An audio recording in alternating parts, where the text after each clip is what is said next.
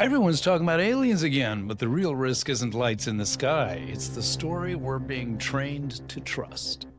A new documentary called The Age of Disclosure is blowing up. We've had repeated instances. It features former government officials, scientists, and even senators talking openly about UFOs. And it's not ours. These are otherworldly things. People are calling it a breakthrough, but I think it's setting up something very different.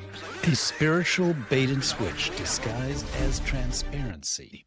If you haven't seen it, here's the quick version. The film lines up four main ideas. There were UFO crashes, bodies were recovered, technology was studied, and private defense contractors control a lot of it, which keeps it outside public records. That framing matters because when you choose the labels, you shape the meaning. And notice what the movie doesn't show.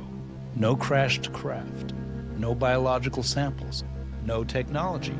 It shows agreement on camera. Recognizable, respectable faces repeating the same claims until they feel normal. The film also sets up an internal battle.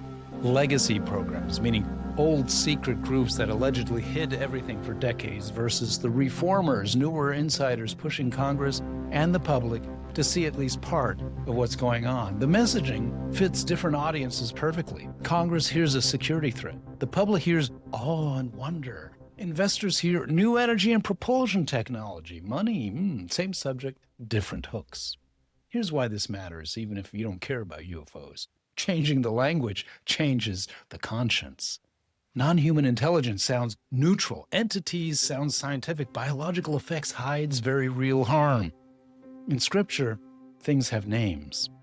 Deceiving spirits, fallen angels, unclean powers. When you swap those names for clean technical labels, you quiet the moral alarm. The spiritual threat becomes a research topic. A deception becomes a documentary. So why is all this coming out now? Not because the system suddenly became honest, but because it's cracking. When powerful factions fight, information spills out. Elected leaders rotate out, but private contractors stay. Control drifts from people you can vote out to people you can't. And the question shifts from, is it real, to who's controlling the narrative? We've seen this rollout pattern before. Deny it exists, admit it a little, then rebrand it as the solution. We're in stage 2. Stage 3 is coming.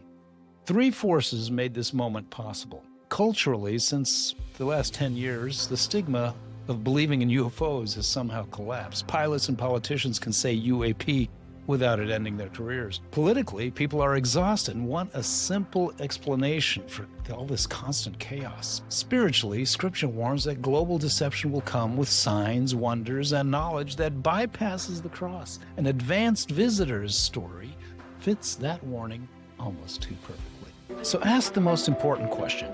What am I being trained to believe? Because the film runs the same 3 plays throughout. Change the language so evil sounds like some neutral technical thing.